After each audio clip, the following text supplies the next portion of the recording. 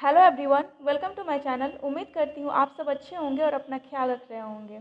हाल ही में इसरो ने चंद्रयान 3 को लॉन्च किया है और साथ ही इसी वजह से इसरो चर्चा में बने हुए हैं। आइए जानते हैं आज के वीडियो में इसरो के स्थापना की कहानी को लेकर के उसके शुरुआत से अब तक का सफ़र। जब हमारा देश आज़ाद हुआ उस समय अंतरिक्ष का सफ़र तय करना बहुत ही मुश्किल था। जब हमारा देश आज़ाद हुआ यानी 1947 में देश के आज़ादी के साथ ही हमारी स्थिति जो थी इकोनॉमिकली वो अच्छी नहीं थी, लेकिन हमने हार नहीं माना और साथ ही सारी चुनौतियों को पार करते करते अंततः वह साल भी आया। भारत में अंतरिक्ष अनुसंधान गतिविधियों पे कार्य शुरू हुआ।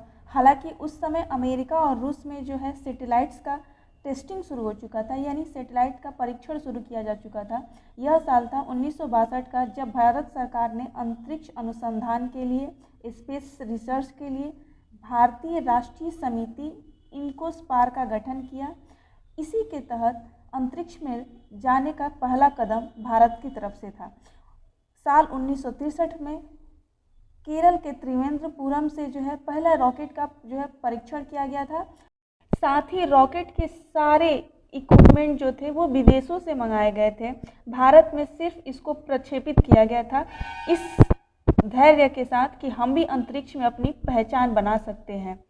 साल 1963 में के इस रॉकेट प्रक्षेपण के बाद जो है भारत में अंतरिक्ष कार्यक्रम की शुरुआत मानी गई। साथ ही इनकोस्पार जो भारतीय राष्ट्रीय समिति थी, इसको विक्रम साराभाई की अध्यक्षता में भारतीय प्रौद्योगिकी को और बेहतर बनाने के लिए इनकोस्पार के स्थान पर 15 अगस्त 1969 यानी 1969 को इनकोस्पार के स्थान पर इस संस्था का नाम इसरो कर दिया गया, जो कि Indian space research organisation full form आप देखते हो, वर्तमान स्वरूप इसरो का।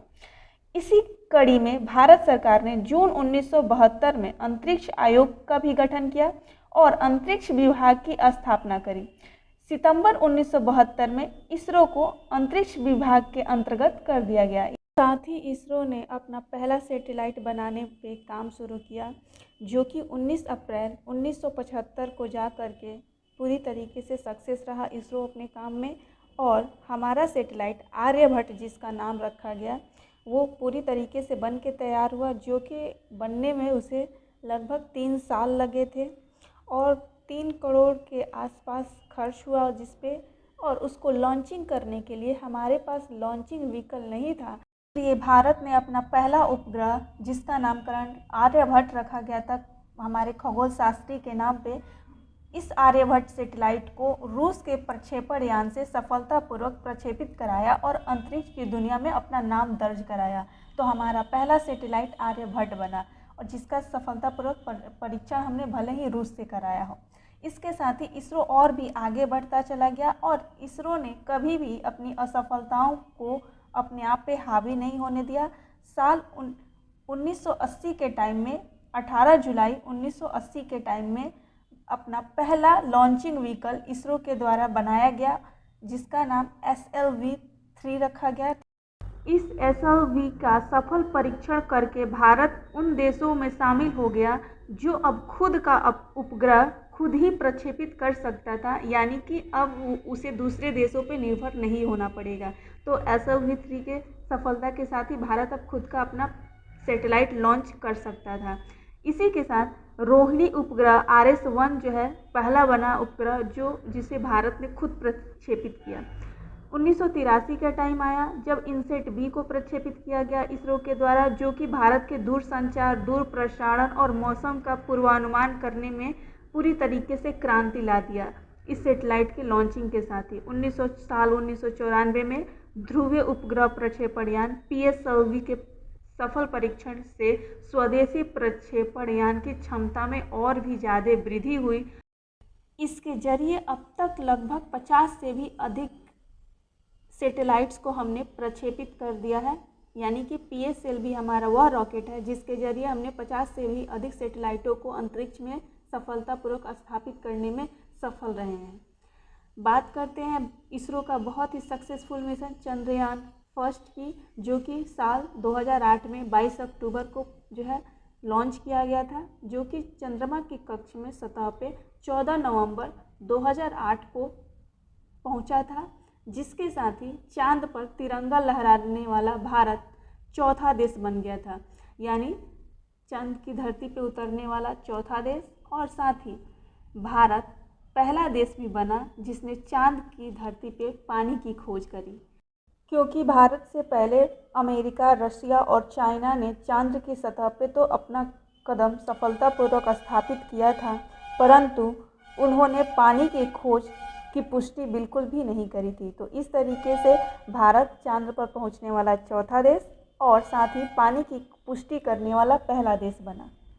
साल 1914 का वह टाइम जब इसरो ने मंगलयान को मंगल की धरती पर उतारकर पहला कीर्तिमान हासिल स्थापित करते हुए पहली बार में ही मंगलयान अपना मंगल की सतह पर उतारने के साथ सफलता जो हासिल करी, ये मिशन दुनिया के लिए अविश्वसनीय था, क्योंकि महज 450 करोड़ रुपए के खर्च के साथ ही इसरो ने अपने इस मंगलयान मिशन को मंगल की सतह पर भेज करके पहली बार में ही सफलता हासिल करी थी। यदि हम 15 फरवरी 2017 की बात करते हैं तो जो है इसरो ने PSLV-C-27 के द्वारा एक साथ 104 सैटेलाइट्स को अंतरिक्ष की कक्षा में स्थापित करके पूरे विश्व में अपना रिकॉर्ड बना दिया। यदि हम 5 जून 2017 की बात करें तो इसरो ने देश का सबसे भारी रॉकेट GSLV Mk3 को लॉन्च किया।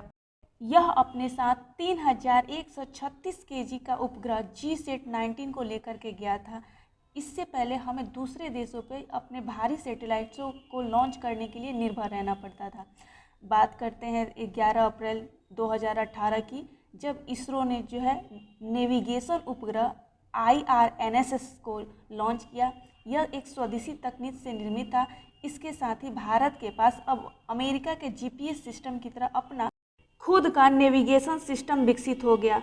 बात करते हैं साल 2019 की। 27 मार्च 2019 को इसरो ने एक और बड़ी उपलब्धि हासिल की और इस दिन एंटी सैटेलाइट के रूप में लाइव भारतीय सैटेलाइट को नष्ट करने में सफलता मिली। इसका मतलब अंतरिक्ष में ही सैटेलाइट को मार गिराने वाला भारत चौथा दुनिया में देश बन गया।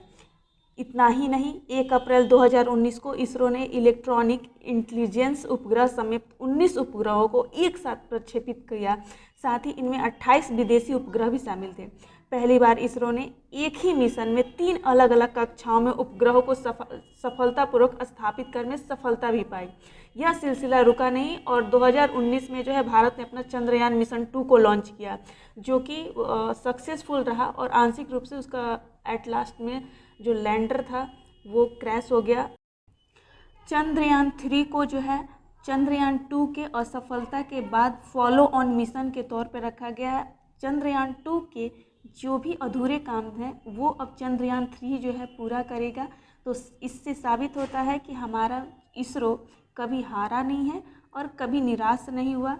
हमेशा हमने कुछ अपनी गलतियां सीख करके उससे और बेहतर करने का प्रयास किया। तो ये इसरो को हमने बहुत ही शॉर्ट में बताने की कोशिश करी है, लेकिन इसरो के कहे जाने वाले जन्मदाता के रूप में अगर हम बात करते हैं तो विक्रम साराभाई जी का जो जन्म रहा और उनका जो सफ़र रहा इसरो को लेकर के, वो अद्वितीय रहा। उनके अद्वितीय प्रयासों के फलस्वरूप ही आज भारत अंतरिक्ष में सफलता के परचम लहरा रहा है और अपने गगनयान मिशन पे भी अब काम कर रहा है, जो कि मानवयुक्त मिशन है। इसके अलावा चंद्रयान, मंगलयान मिशन, शुक्रयान मिशन, ये सारे के साथ ही अनगिनत सैटेलाइट्स को भारत ने अंतरिक्ष में प्रक्षेपित किया है। अपने लॉन्चिंग व्हीकल को भी जो है नए तरीके से और भी उसमें बेहतर करने का प्रयास किया। आगे भी इसरो का सफ़र जारी है। आने वाले वर्षों में इसरो और भी नए कीर्तिमान को स्थापित करेगा।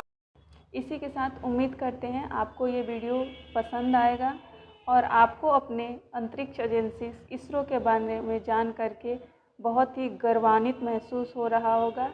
इसी के साथ मिलेंगे हम नेक्स्ट वीडियो में। Thank you so much. जय हिंद।